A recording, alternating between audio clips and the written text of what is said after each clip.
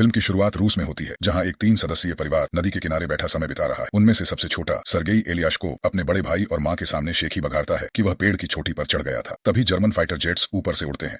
माँ अपने बच्चों को झाड़ियों में छिपने को कहती है, लेकिन 6 साल का बच्चा दावा करता है कि उसे डर नहीं लगता और गुलेल से जेट पर हमला करता है। सभी को आश्चर्य होता है जब वह जेट को मार गिराने में सफल हो जाता है, लेकिन जब वह चारों ओर देखता है तो उसका परिवार गायब हो जाता है। सर्गेई डर के मारे सपने से जागता है और अपनी माँ को पुकारता है। तभी कोई उसके दरवाजे पर दस्तक देता है। माँ होने का अनुमान लगाकर वह दरवाजे की ओर दौड़ता है, लेकिन एक पड़ोस की महिला घबराई हुई अंदर आती है। वह भगवान का शुक्रिया अदा करती है कि सर्गेई जिंदा है और उसे बताती है कि उसकी माँ और भाई अब इस दुनिया में नहीं है।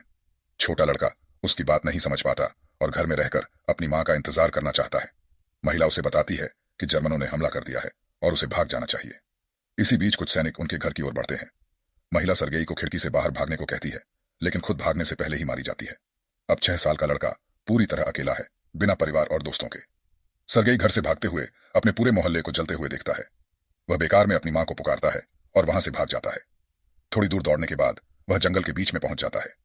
छोटा बच्चा अपनी माँ को पुकारता है और कहता है कि वह उसे लेने आए, क्योंकि वह खो गया है। उस रात वह जंगल में ही रहता है। अगली सुबह उसे नदी से पानी पीते हुए दिखाया जाता है, जब दुश्मन के सैनिक उसके पास आते हैं।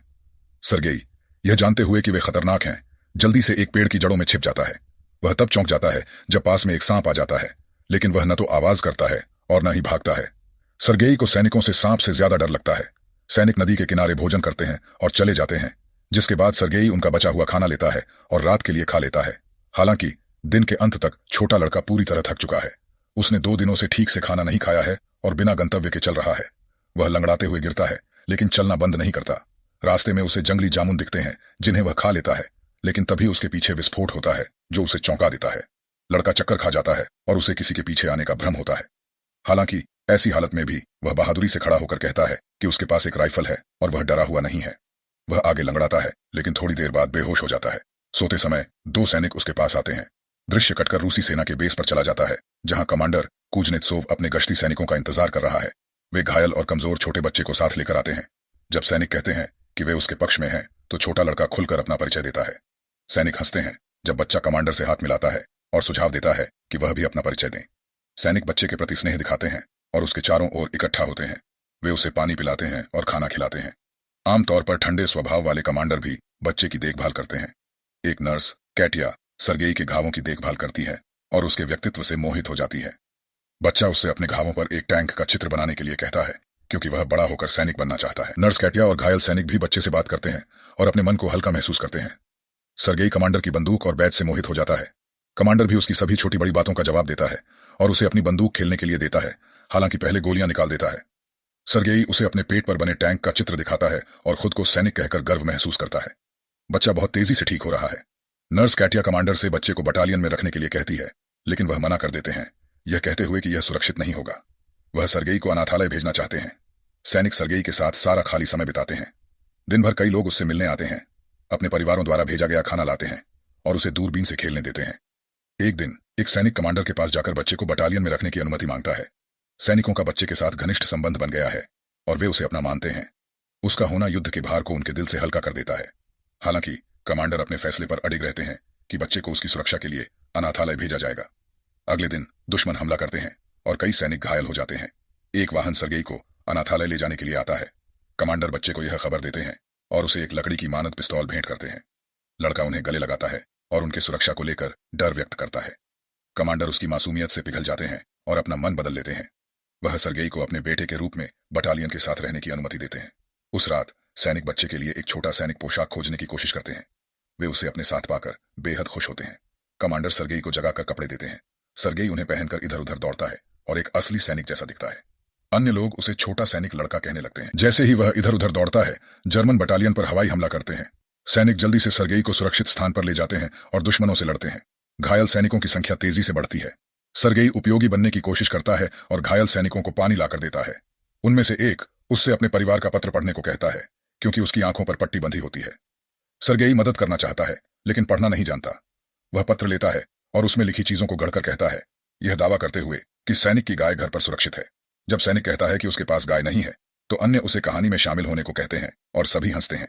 सर्गेई सभी के पत्र इसी अंदाज में पढ़ता है और उन्हें खुश कर देता है। अगले दृश्य में कैटिया और कमांडर बात करते हुए दिखते हैं। दोनों एक दूसरे की ओर आकर्षित लगते हैं, लेकिन अपनी भावनाओं को व्यक्त नहीं करते। बाद में सरगेई कमांडर से कहता है कि वह बटालियन का अनुशासन अधिकारी है और खुद को उसी रूप में पेश करना शुरू करता है। हालांकि लड़का फिर देखता है कि हमले में एक सैनिक की चौकी नष्ट हो गई है। कमांडर उसे मृत सैनिक के सम्मान में अपनी टोपी उतारना सिखाते हैं। अगले दिन सरगेई कमांडर से मिशन देने की जिद करता है। उसे सैनिकों के बीच पत्र वितरित करने का काम सौंपा जाता है। वह इसे प्रभावी ढंग से पूरा करता है और यहां तक कि सैनिकों को उसके लिए नाचने पर मजबूर कर देता है। एक दिन सरगेई दूरबीन के साथ बेस से थोड़ा दूर जाता है। खेलते समय वह एक घास के ढेर के अंदर किसी की टांग को हिलते हुए देखता है। वह तुरंत बटालियन को बताने के लिए वापस भागता है। सैनिक शुरुआत में संशय में रहते हैं, लेकिन फिर लड़के के साथ जाते हैं। घास के ढेर के पास पहुंचने पर वे नीचे छिपे 2 जर्मन जासूसों को देखकर चौंक जाते हैं।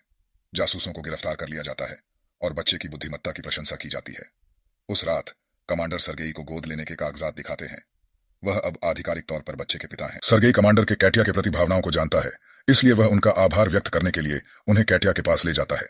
लेकिन वे देखते हैं कि कैटिया किसी और आदमी से बात कर रही है और गलती से मान लेते हैं कि वह उसमें रुचि रखती है। बेस पर एक बार फिर से जर्मनों का हमला होता है। इस बार सरगेई अपनी पूरी कोशिश से सैनिकों की मदद करता है। वह सैनिकों को सामने की पंक्ति में गोला बारूद पहुंचाता है, लेकिन वहां मौजूद सैनिक उसे तुरंत शेड में वापस जाने का आदेश देते हैं, क्योंकि बाहर रहना बहुत खतरनाक है। जब वह शेड में लौटता है तो देखता है कि कमांडर और अन्य लोग परेशान हैं, क्योंकि कर्नल से संपर्क टूट गया है। एक सैनिक को टूटे तारों को ठीक करने के लिए भेजा जाता है। सरगेई उस सैनिक का पीछा करता है और देखता है कि वह गंभीर रूप से घायल हो गया है। सरगेई घायल सैनिक से पूछता है कि तार कैसे जोड़े जाएं, और फिर खुद ही उन्हें ठीक कर देता है। कनेक्शन बहाल हो जाता है और अधिक सैनिकों को बुलाया जाता है। सिर्फ 6 साल का यह बच्चा पूरे बेस की जान बचा लेता है। बाद में हम कमांडर और कैटिया को नदी के किनारे बात करते हुए देखते हैं। कमांडर आखिरकार अपने प्यार का इजहार करते हैं और कैटिया से सरगेई की मां बनने के लिए कहते हैं। कैटिया बहुत खुश होती है, लेकिन इससे पहले कि वह कुछ कह सके, एक सैनिक वहां आता है और कमांडर को एक पत्र देता है, जिसमें लिखा होता है कि उन्हें बेस से भेजा जा रहा है। अगले दिन सभी सैनिक सरगेई के साथ नए बेस की ओर रवाना होते हैं, लेकिन रास्ते में वे एक बारूदी सुरंग क्षेत्र में फंस जाते हैं। विस्फोट में उनके कुछ वाहन नष्ट हो जाते हैं। कमांडर घायल हो जाते हैं और समूह का एक अनुशासन अधिकारी, जिससे सरगेई काफी करीब था, विस्फोट में मारा जाता है। सरगेई गम में रोता है और कमांडर को गले लगाता है। वे घायल सैनिकों को साथ लेकर अपनी यात्रा जारी रखते हैं। जब वे आखिरकार नए बेस पर पहुंचते हैं तो वे कमांडर के नेता जनरल से मिलते हैं। जनरल बच्चे की महत्वाकांक्षा से प्रभावित होते हैं और कमांडर को ऐसे होशियार बच्चे के लिए बधाई देते हैं। अगले दिन उनकी डिवीजन को एक गार्ड्स बैनर और साथ ही बच्चे को भी एक मानद बैज दिया जाता है। सरगेई जनरल से कहता है कि वह अपने देश को बचाने का वादा करता है। एक रात उनके बेस पर फिर से भीषण हमला होता है। इस बार कमांडर मलबे में फंस जाते हैं। सरगेई अपने पिता के लिए रोता है और उन्हें बचाने की कोशिश करता है। वह अन्य सैनिकों को बुलाता है, जो अंततः कमांडर को मलबे से बाहर निकालते हैं। अगले दिन सरगेई घायल कमांडर के पास जाता है। उसके हाथ कमांडर को बचाने की कोशिश में चोटिल हो गए थे। अब वह टीम का अभिन्न हिस्सा बन चुका है। उसका कोई परिवार नहीं बचा है और वह युद्ध में जहां भी सैनिक जाते हैं उनके साथ चलता है। फिल्म का अंत तब होता है जब रेजिमेंट को एक और बेस की ओर जाते हुए दिखाया जाता है।